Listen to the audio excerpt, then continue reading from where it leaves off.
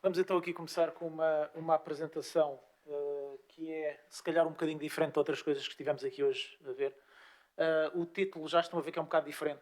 Dos campos do Danúbio à selva urbana. Posso já dizer que nem os campos do Danúbio são do Algarve, nem a selva urbana é no Algarve. Em primeiro lugar, como estamos aqui no Encontro de Genealogia do Algarve, podemos ver aqui esta típica paisagem algarvia, que na realidade é em Bibarach an der Riss. O rio Riss é um pequeno rio do Vale do Danúbio. E, portanto, é exatamente nesta cidade que vamos começar a nossa apresentação. O que é que aconteceu? Obrigado. No século XVII, na segunda metade do século XVIII, já no início da segunda metade do século XVIII, nasceram em Biberach três irmãos. Um chamava-se Georg Ludwig, o outro chamava-se Jacob Bernhard e o outro chamava-se Karl Friedrich, e todos tinham o apelido Haas. Nasceram em 1751, 53 e 59.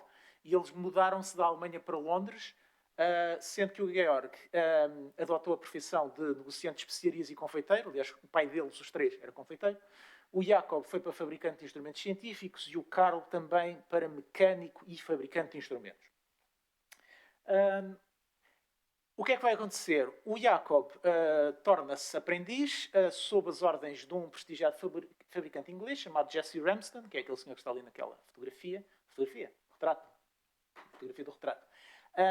E a seguir, depois do seu aprendizado, vai tornar-se empregado do fabricante suíço Johann Heinrich Hurter, em 1787.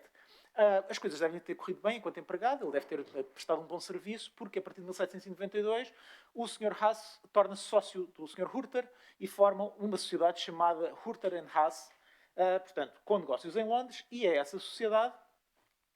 Já está a querer avançar.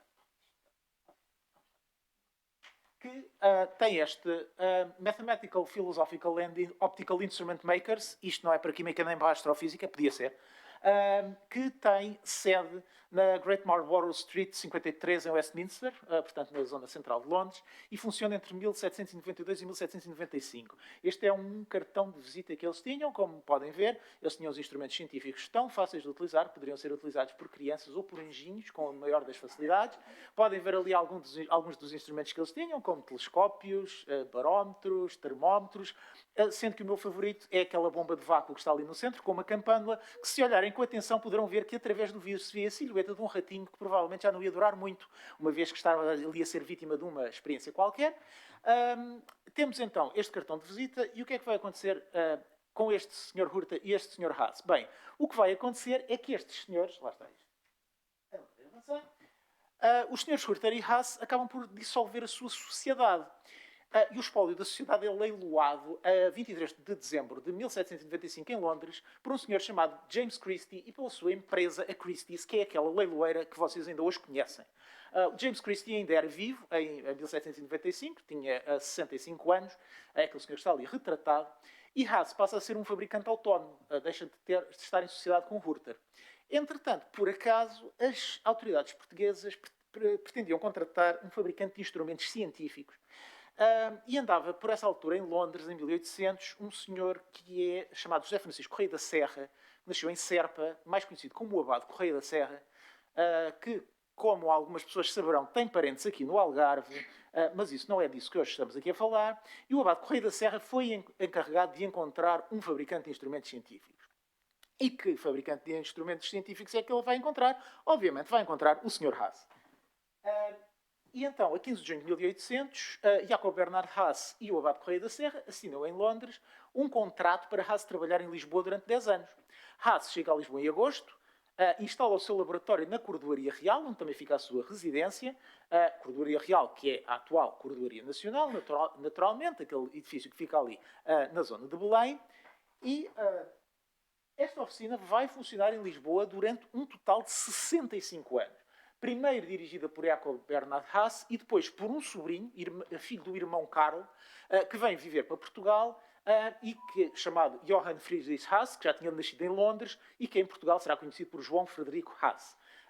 Esta oficina é muito conhecida e foi objeto, nomeadamente, de um estudo com mais de 100 páginas publicado por Estácio dos Reis em 1991, cuja capa está aqui. E agora perguntarão O que é que isto tem a ver com o Algarve? Até agora nada. João Frederico Haas converte-se ao catolicismo a 12 de dezembro de 1813. Ele não era católico, como eu digo, ele era natural de Londres. O registro diz, na freguesia do Sacramento, batizei solenemente debaixo de condição a João Frederico Haas, filho legítimo de Carlos Frederico Haas e de Mariana Haas, assistentes em Londres, de onde é natural o dito, luterano, cujos erros abjurou na forma do estilo, na mesa do Santo Ofício desta cidade de Lisboa, de idade de 25 anos, morador em casa do seu tio, à Cordoaria. Foi padrinho o excelentíssimo Marquês de Castelo Melhor, por seu procurador Paulo Vaz de Carvalho, sacrista da Santa Igreja Patriarcal, morador à boa hora de Belém. Chamou a atenção para aquele nome, Paulo Vaz de Carvalho, que vai aparecer a seguir outra vez. Poucos meses depois, a 19 de maio de 1814, João Frederico casa em Alcântara com Ana Paula de Jesus. E o registro diz, João Frederico, solteiro, filho de Carlos Frederico Haas e de Mariana Matildes Haas, natural da cidade de Londres e batizado já adulto nesta cidade de Lisboa, casa com Ana Paula de Jesus, solteira, filha legítima de Manuel Pires e de Paula Fernandes, natural e batizada na freguesia de São Pedro do Lugar de Casegas, Bispado da Guarda.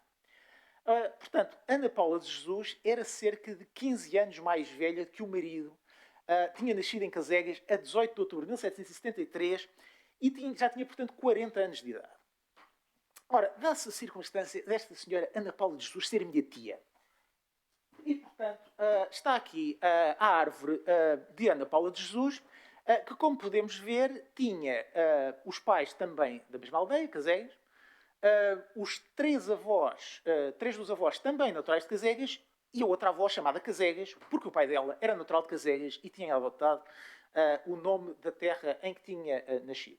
Naturalmente que uma pessoa poderá imaginar que isto era um casal um bocado estranho. Estamos a falar de um casal, de uma senhora que casa com 40 anos, com um senhor inglês, filho de alemães.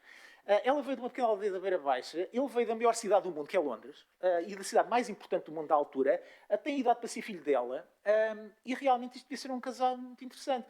Nomeadamente, o que é que as pessoas em Belém pensariam desta senhora? Quer dizer, será que também haveria, como diriam algumas pessoas que atualmente estão em Belém, será que ela teria alguns comportamentos rurais? Enfim, não sabemos, não é? Enfim, o que é que isto iria acontecer? Bem, ora bem, esta senhora Ana Paula de Jesus tem uns parentescos interessantes. Ali pelo avô paterno, António Fernandes Pereira, também conhecido como António Fernandes do Adro, ela é parente de duas figuras do Sporting Clube de Portugal, equipa que entrará dentro de alguns minutos em campo para mais um jogo da sua caminhada triunfal rumo ao título nacional de 2023-24. E Aurélio Pereira e Carlos Pereira são exatamente descendentes da família Pereira que aquele senhor ali tem, e Rita Redchus, que é filha de Carlos Pereira, também pertence a esta família. Naturalmente, aquele Pereira também é o meu, mas isso não é para aqui chamado. Ora bem, por falar em comportamentos rurais, pois. Pelo lado Pires, esta senhora é prima de Marcelo Rebelo de Sousa. E pelo lado da mãe de Maria Francisca Pires, que se chamava Maria Francisca, por outro dos casamentos dela, ela é prima de Monsenhor Joaquim Alves Braz. Quanto às pessoas que ali estão em baixo, pelo lado de António Gaspar Cascão, pelo lado da família Gaspar, ela vai ter um parentesco também com Marcelo Rebelo de Sousa, e também vai ter parentesco com Aurélio Pereira, Carlos Pereira e Rita Redchus, que eram todos descendentes da família Gaspar. Para além disso, esta família, este António Gaspar Cascão, é uma figura interessante em Casegas, porque ele era uma pessoa que, apesar de ter o nome de personagem da Turma da Mónica, até sabia ler e escrever. Nomeadamente, ele era o escrivão da Irmandade das Almas, em 1756, que redigiu esta ata que aqui está. E, portanto, temos aqui uma família que, se calhar, os comportamentos rurais não eram assim tão rurais, a senhora, se calhar, até não era assim tão pouco instruída. Entretanto, o que é que vai acontecer? Ora, vai acontecer que, apesar da senhora já ter 40 anos, ela vai ainda ter uma filha. Essa filha é a Dona Maria José Haas, que vai nascer em 1815 e vai viver até 1860. E ela vai casar em Lisboa em 1841 com o Lourenço do O. E os genealogistas do Algarve sabem que quando as pessoas são do O, se calhar são de uma terra começada por O. É o caso. Lourenço do O, solteiro, finalmente chegamos ao Algarve, filho legítimo de Lourenço do O e de Ana Joaquina, natural e batizado na freguesia de Nossa Senhora do Rosário, da Vila de Olhão, do Reino do Algarve. E Maria José Haas, solteira, filha legítima de João Frederico Haas e Dona Ana Paula de Jesus, natural e batizada na freguesia de Nossa Senhora da Ajuda. Ora, dá-se a circunstância desta senhora Ana Joaquina ser minha tia. E, portanto, já temos aqui um bocadinho de ascendência feita. É a minha tia, e não só, também daquela senhora que ali está, a minha mãe. Lourenço do Ó Júnior era filho do capitão Lourenço do Ó, era neto de outro Lourenço do Ó, e de Maria do Rosário, e neto materno de Joaquim Viegas e Rosa Maria, todos os 4 avós de Olhão, sendo que, ainda ali está o nome dos bisavós, sendo que o lado materno, pelo menos, eram todos de Olhão, exceto um que era filho de pais incógnitos, não se sabe onde é que nasceu, enfim. E se uma pessoa olhar para esta zona, quem frequenta estes encontros já há alguns anos, se calhar já viu estes nomes em algum lado. E se acha que já viu, acha bem. Isto é um slide do Encontros de Genealogistas do Algarve de 2020, em que mencionámos que o sogro de José Lisboa Monteiro, Joaquim Viegas, 1762-1811, era um dos heróis da luta contra os invasores franceses em Olhão e que, pelos seus serviços, tinha sido dada uma tensa à sua viúva Rosa Maria e à sua filha Ana Joaquina. Se queriam saber o que é que aconteceu à descendência da Ana Joaquina, pois temos aqui esta ligação com o Haas. E, portanto, temos ali, não vou repetir até porque já apresentei isto há 4 anos, mas podemos ainda mencionar outra coisa.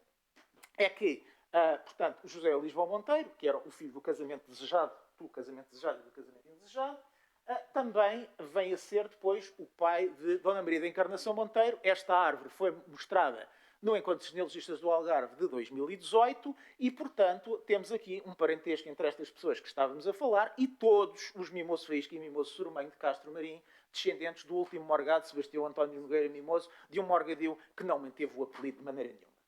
Diga-se passagem. E aqui temos Dona Maria da Encarnação, neta de Joaquim Viegas e de Rosa Maria, por sua mãe, Dona Maria Teresa, mulher de José Lisboa Monteiro.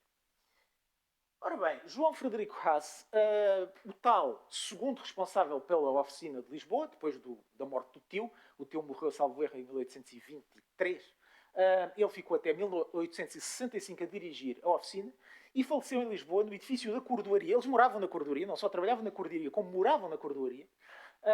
Ele morreu em 1876, portanto, já com uma idade bastante avançada, e é indicado como viúva de Ana Paula de Jesus. O registro diz, no edifício da Cordoaria Real, João Frederico Haas, maquinista, é este termo engraçado que eles usavam para estes fabricantes de instrumentos, de idade de 84 anos. Repare-se que esta idade de 84 anos, se estiver correta, significa que ele não tinha 25, mas tinha 21 quando casou, o que teria uma diferença de idades mais próxima dos 20 anos do que dos 15 para a mulher. Natural de Londres, viúvo de Ana Paula de Jesus, o qual deixou um filho e uma filha maiores. E quando nós vemos aqui esta questão, um filho e uma filha, podemos perguntar, mas quem é o filho? Porque a filha é a tal que casou com o Lourenço do Ó. Mas o filho eu não sei quem é. No entanto, vai acontecer agora aqui uma coisa absolutamente bizarra, que é, 3 anos depois, também na Cordoaria, morre uma tal Dona Rita Dias de Carvalho, que é indicada como viúva do senhor que tinha morrido viúvo 3 anos antes, o João Frederico Haas. Há aqui qualquer coisa que não bate certo. Ora bem, o registro diz, na Cordoaria Real desta freguesia de Santa Maria de Belém, faleceu Dona Rita Dias de Carvalho, de idade de 67 anos, natural de Casegas, Concelho da Covilhã, viúva de João Frederico Haas, filho de Luís Pires Lavrador e de Dona Ana Dias de Carvalho, deixou um filho maior.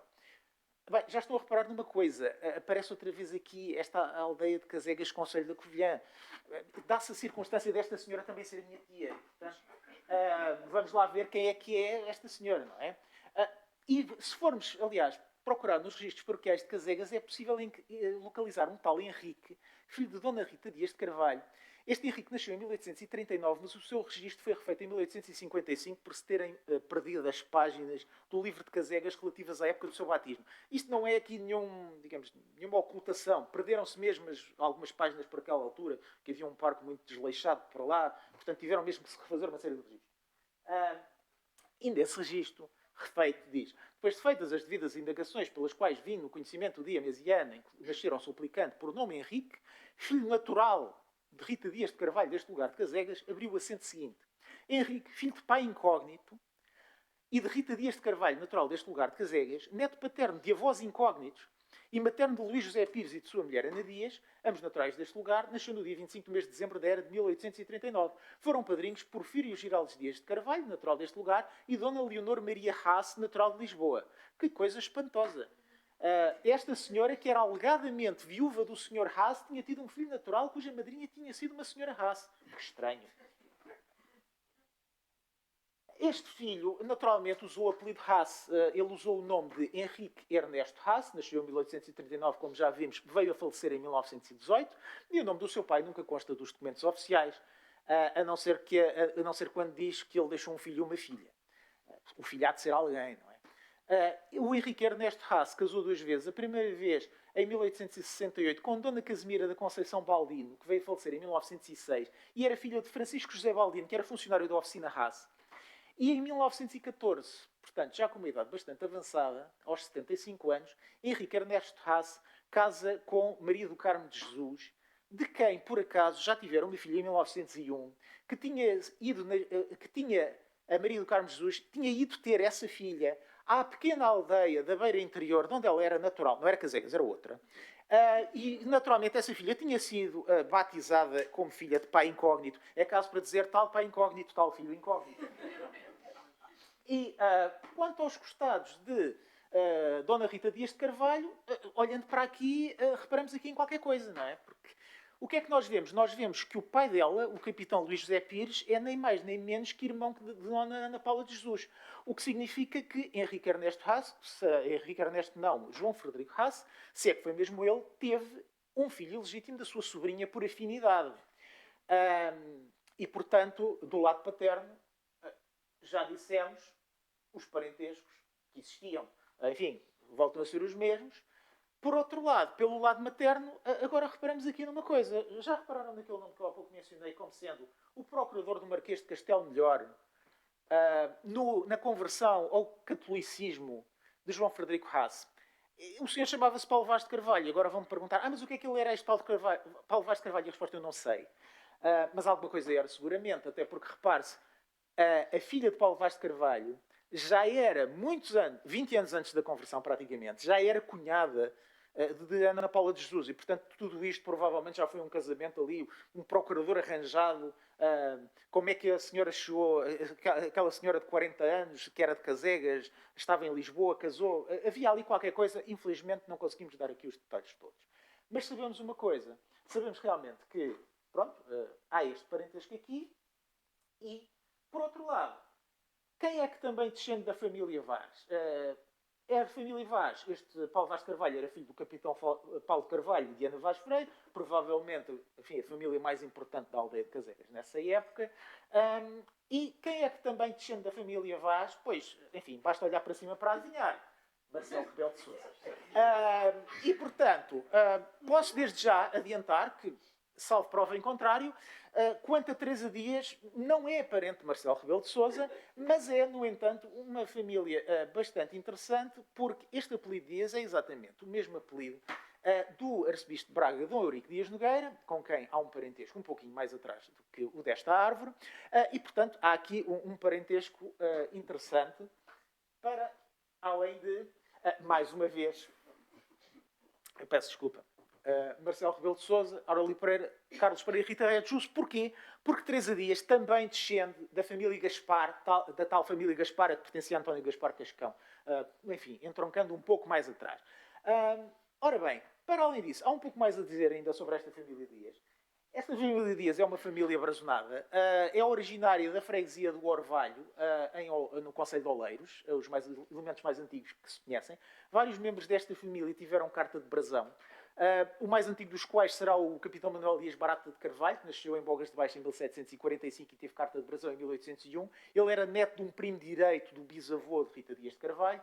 E depois, mais tarde, em 1807 e 1816, 2 irmãos, o Dr. Manuel Dias Delgado e a Dona Rosália Dias Delgado, nascidos no Paúl, primos direitos da mãe de Rita Dias de Carvalho, vão também ter carta de brasão. Esta é uma família, enfim, que se consegue traçar até aos finais do século XVI. Um dos elementos mais antigos desta família é uma senhora chamada Vitória Dias, que é antepassada de todas as pessoas que aqui foram apresentadas de apelido Dias, inclusivamente o próprio Dom Eurico Dias Nogueira. Uma das pessoas mais recentes desta família Dias também se chama Vitória, mais concretamente chama-se Vitória Campos Inácio, e é a filha daquele senhor que há pouco se ausentou, que já não pode estar aqui, pelo lado da mãe, descende da família Dias. Ora bem, para vermos aqui só algumas assinaturas, temos aqui uns documentos de venda de propriedades em Casegas que nos foram facultados pela nossa prima Maria do Céu Brás, umas vendas a um casal, que era o Faustino Dias Robalo e a sua mulher Brígida Dias de Carvalho. Podemos ver ali a assinatura de João Frederico Haas e da sua mulher Ana Paula de Jesus, que assina só Ana Paula, e também lá está a assinatura do Francisco José Galdino, que curiosamente assina Galdino com G, ou G, embora apareça Baldino em alguns registros, mas é claramente a mesma pessoa. É uma venda de uns castanheiros numa propriedade, num terreno que é o Val da Arteia, e depois, em 1865, a venda de umas propriedades num outro local, também na freguesia de Casegas, que é o Chão da Velha, por Rita Dias de Carvalho, e ela também assina. Posso acrescentar? Como? Pois é. É muito engraçada porque ela, aliás, no registro ela não diz, ela diz, nesse documento, ela diz que tem dificuldade em assinar o nome. E agora fica ao critério, ela esqueceu-se do R ou do V. Faz muita diferença. Ela só lá pôs um deles. Está aqui esta fotografia. Não é de castanheiros no Val da Arteia, é de medronheiros. Podes voltar atrás para as pessoas perceberem melhor o que é que estamos a falar? Posso. Este agora fica ao critério de cada um.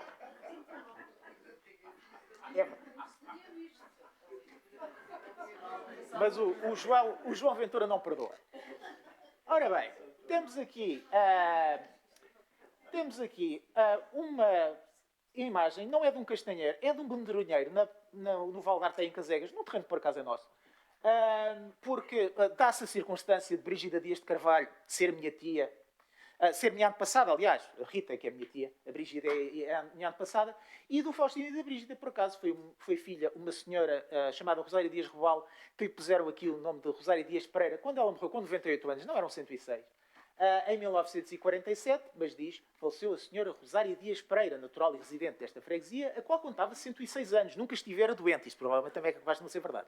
Há cerca de 3 anos, em consequência de uma queda, partira uma perna e não mais saíra de casa. Ainda trabalhava em arranjos domésticos e conservou até aos momentos finais completa lucidez. Esta senhora é bisavó da nossa prima, que nos cedeu aquelas imagens que há pouco vimos. E dá-se a circunstância, naturalmente, também ser minha tia e ter ficado com o apelido Pereira à conta do marido dela, que se dá a circunstância de ser meu tio, irmão do meu bisavô Pereira, trisavô Pereira. O próprio Estácio dos Reis já tinha feito esta árvore de Jesus, esta árvore genealógica, que tinha aqui a Ana Paula de Jesus, a Ana Dias de Carvalho, a Ana Joaquina, só que, por exemplo, ele não reparou, ele menciona logo aquele disparate do viúvo e depois aparecer a viúva do viúvo, ele tinha esses dois registros, ele disse logo que isto não pode ser, esta segunda mulher não deve ser legítima, mas ele, por acaso, eu acho que ele não se apercebeu do parentesco entre a mulher e a mulher que não era mulher, serem tia e sobrinha. Mas, portanto, ele faz aqui este esquema, e este esquema é interessante, já vimos aqui um pouco mais além do que aqui estava, mas vamos ainda ver um pouco mais, porque é sabido pelo registro de óbito de Dona Maria José Haas que ela deixou um filho e 5 filhas, e conseguimos localizar pelo menos uma filha de Lourenço e Dona Maria José que chega à idade adulta. E essa senhora é Dona Margarida Amélia do Ó, que vai nascer em Lisboa em 1847 e casar em 1869 com Zacarias José da Costa Ramos. E nesse registro diz, ele de idade de 32 anos, solteiro, alferes de caçadores da Zambésia, natural de Lisboa, morador em Mafra no quartel do Batalhão, filho de José Gonçalves Ramos, natural de Gesteira de Coimbra, e de Dona Ludovina Maria da Conceição, natural de Gradil, Termo de Torres, portanto é uma aldeia que atualmente pertence ao Conselho de Mafra, fica ali perto da Tapada de Mafra. E ela, de idade de 21 anos, solteira, ocupação doméstica, natural desta freguesia, moradora na rua direita da Junqueira, filha de Lourenço do Ó, natural do Olhão, do Algarve, e Dona Maria José Haas, natural da freguesia da Ajuda de Belém. E uma das testemunhas é Lourenço do Ó, casado, patrão das Galeotas Reais, morador no edifício da Cordoaria Real. Lá está, eles sempre a viverem na Cordoaria. E agora a questão é, o que é que são as Galeotas Reais? Isto é uma galeota real. Aliás, é a maior das galeotas reais que está no Museu da Marinha. É o Bergantim Real. penso que foi a última das galeotas reais a ser ainda usada para alguma coisa, porque as galeotas reais eram os navios a remos que transportavam a família real e outras altas individualidades no Rio Tejo, quando era preciso fazer embarques e desembarques. Foi em navios destes que a família real, quando embarcou para o Brasil, foi colocada nos navios maiores que os iriam depois fazer atravessar o Atlântico.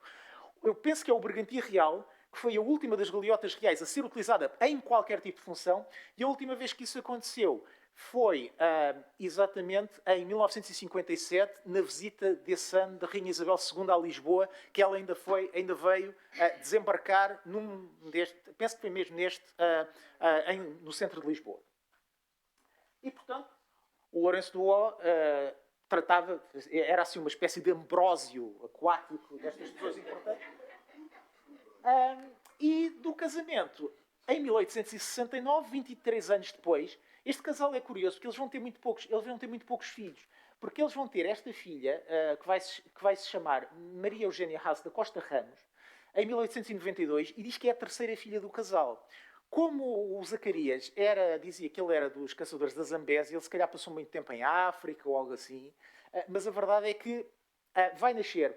Também a Maria Eugénia tinha casado novinha, ainda com 21 anos, portanto ela aqui, quando nasce a filha, tem, salvo erro, 44, e esta Maria Eugénia vai assinar como Mimi Haas. Mas ela destaca-se como escritora, começa a publicar nos principais jornais portugueses, no Correio da Manhã, que não é o Correio da Manhã atual, é um outro que houve com o mesmo nome, no Diário de Notícias, que é o Diário de Notícias que ainda é o atual, o Diário de Lisboa, que já não existe, e em outras publicações nacionais e estrangeiras, está ali a fotografia da senhora, e a partir de 1923 ela adota o nome literário de Diana de Lis. Repare-se que ela era natural de Évora e o Diana deve ter a ver com isso.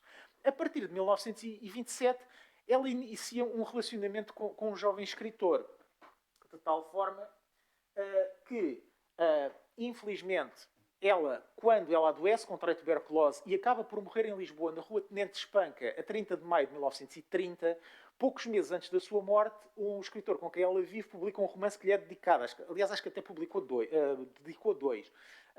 Mas este é exatamente o que é publicado 2 meses antes da sua morte.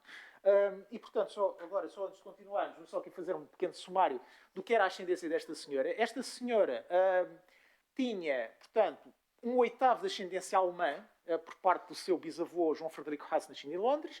Tinha um oitavo de ascendência da Beira Baixa, por parte da sua bisavó Ana Paula Jesus. Tinha um quarto de ascendência algarvia, por parte do seu avô Lourenço do O Júnior. E depois tinha esta ascendência por parte do pai, uma parte da região da Beira Litoral, por parte do avô paterno, e uma parte aqui da zona dos arredores de Lisboa, por parte da avó paterna. Mas então, vamos ver quem é que é o escritor. Bem, o escritor é Ferreira de Castro e o romance é A Selva, considerado uma das mais importantes obras da literatura portuguesa do século XX. O que é que aconteceu? Ferreira de Castro, ao que parece, enfim, terá sido uma paixão arrebatadora. Eles começam a viver juntos em 1927. Não chegam a casar, ao que parece, eles são ambos solteiros. Ele era para aí uns 5 ou 6 anos mais novo que ela. Parece que haveria oposição do lado da família dela a que eles casassem. Mas o que acontece é que, enfim, as coisas passam-se rapidamente. Portanto, ela acaba por morrer em 1930, ainda com... não chega a 40 anos. E Ferreira de Castro faz questão de publicar a obra literária de Diana de Lis, que ele acha que é uma coisa absolutamente extraordinária, e são editados 2 livros, um em 1931, Pedras Falsas, e outro, em 1932, Memórias de uma Mulher de Época. E eu vou agora passar a ler um bocadinho do prefácio de Pedras Falsas. É um extrato um bocado longo, embora já muito abreviado, mas, enfim, a qualidade literária eu acho que é muito notável, embora não seja a pessoa para avaliar, e acho que também é muito sentido. Escreve Ferreira de Castro, poucos meses depois do falecimento de Diana de Lis: devo talvez a este livro o estar ainda vivo. Se não for ao desejo de o publicar, eu teria seguido possivelmente a sua autora quando a morte me roubou. Disse-lhe eu que os seus livros, quaisquer que fossem os esforços a fazer, seriam publicados, e as minhas palavras não constituíram para ela consolo algum. Inicio hoje, com as lágrimas deslizando-me pelas faces e um desespero sempre presente, a revelação dessa alma que foi grande e desse talento que procurou ocultar sem modéstia e em renúncia. É cedo ainda para eu me referir a ela serenamente. E não sei se algum dia deixará de o ser. Cada palavra que estou traçando é um golpe que dou no coração. É como se eu estivesse a escrever com o meu próprio sangue, mas não quero retardar por mais tempo. Aposto uma homenagem a esse altíssimo espírito que foi o único brinde que a vida me fez. Parece que realmente Ferreira de Castro contemplou o suicídio nesta altura. Ele ao que parece, ele era muito pobre nessa altura. A casa na rua Tenente Espanca, aquilo era um bairro que na altura estava a ser construído, aquilo é perto da Avenida de Berna, em Lisboa, por acaso ainda outro dia lá passei. A casa acho que não tinha eletricidade, já estamos em 1930, portanto em Lisboa já seria a altura de ter, mas aquilo era uma coisa nova, ainda era uma zona que estava completamente alambiada, eles viviam muito pobremente, só depois é que Ferreira de Castro começa a ter, exatamente nesta altura, que ele começa a ter uma carreira de grande sucesso. E, portanto, Ferreira de Castro vai fazer os possíveis e os impossíveis para que Diana de Lis não seja esquecida. Em 1934 é-lhe atribuído um nome de uma rua na cidade de Évora, que foi a cidade em que ela nasceu. E Ferreira de Castro vai casar 2 vezes. Ele casa, mais ou menos acho que ainda nos anos 30, e divorcia-se logo a seguir. E depois casa uma segunda vez, pouco tempo depois, e depois fica casado até à sua morte, que já ocorre já nos anos 70, salvo erro. Mas a verdade é que Ferreira de Castro nunca esqueceu Diana de Lis, de tal forma que mais ou menos 30 anos depois ele vai construir este mausoléu em Ocela, que é a terra de Ferreira de Castro, à qual Diana de Lis não tinha ligações familiares, e este mausoléu ainda lá está. E, portanto, com esta imagem terminamos a nossa apresentação, não sem antes recordar um grande agradecimento da nossa parte à nossa parente Maria do Céu Brás, através de quem tivemos conhecimento da existência do ramo Haas, ligado, neste caso, a mim, pelo meu lado paterno, Casegas, e diversa documentação sobre o mesmo, incluindo o estudo de Estácio dos Reis. E, para além disso, gostaríamos de deixar, mais uma vez, um grande agradecimento. Muito obrigado por nos ouvirem e, neste caso, muito obrigado por já nos terem ouvido 10 vezes. Muito obrigado.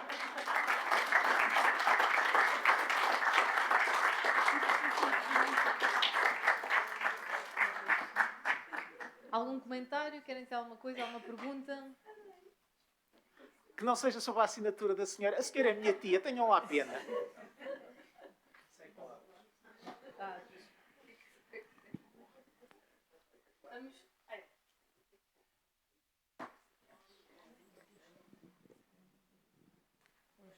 Queria só dar os parabéns ao Rui e à Manuela por trabalho tão interessante e ao Rui pela exposição que torna sempre muito interessante e tocando vários níveis, não só da genealogia, mas também da literatura. É um espetáculo a apresentação. Muito obrigado.